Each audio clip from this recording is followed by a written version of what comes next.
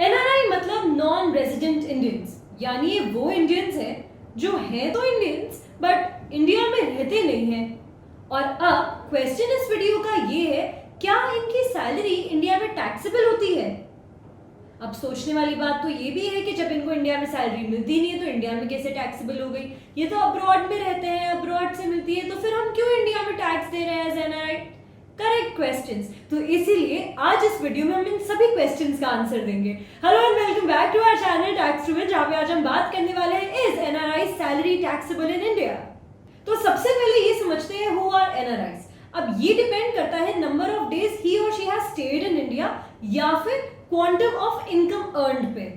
तो सबसे पहले समझते हैं as Income Tax Act 1961 defines the residence of India. जो भी ये क्राइटेरिया फुलफिल नहीं करता है वो नॉन रेजिडेंट इंडियन कहलाता है।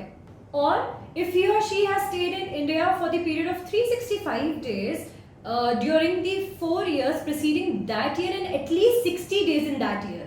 कुछ न्यू अमेंडमेंट्स भी आए थे फाइनेंशियल ईयर में, तो ये जो 60 डेज का टाइम पीरियड है इसको 182 डेज का टाइम पीरियड कर दिया गया था। अब एक क्वेश्चन ये भी हो सकता है, what if someone leaves India for employment purposes? It's a valid question. तो इस केस में अगर आप इंडियन सिटीजन हैं और आप एम्प्लॉयमेंट या जॉब पर्पसेस के लिए बाहर गए हैं तो उसमें ये जो 60 डेज का टाइम पीरियड है ना, इसको 182 डेज का कर दिया जाता है। तो अभी तक हमने जो भी बात की वो थी रेजिडेंस और नॉन रेजिडेंस ऑफ इंडिया की। यहाँ पे एक नया कॉन्सेप्ट इंट्रोड्यूस करते हैं और बात करते हैं डीम्ड रेजिडेंट की।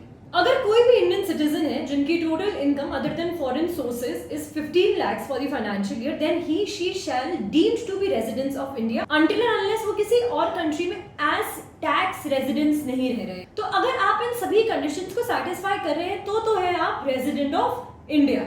तो अब बात करते हैं एनआरआई की टैक्सेबिलिटी के बारे में। So the income earned by an NRI in India is taxable but only in India, that too when he or she qualifies as an NRI।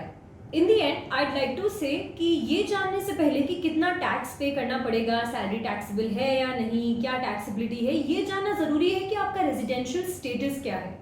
So this brings us to the end of this video. If you like this video, please like, share, comment and subscribe to our channel Tax to Win। इसी के साथ हमारा एक group Telegram पर भी है जिसका link हमारे इंस्टाग्राम बायो में मेंशन्ड है। तो ग्रुप को ज्वाइन करने के लिए आज ही लिंक पर क्लिक करें और हमारे ग्रुप को ज्वाइन करें।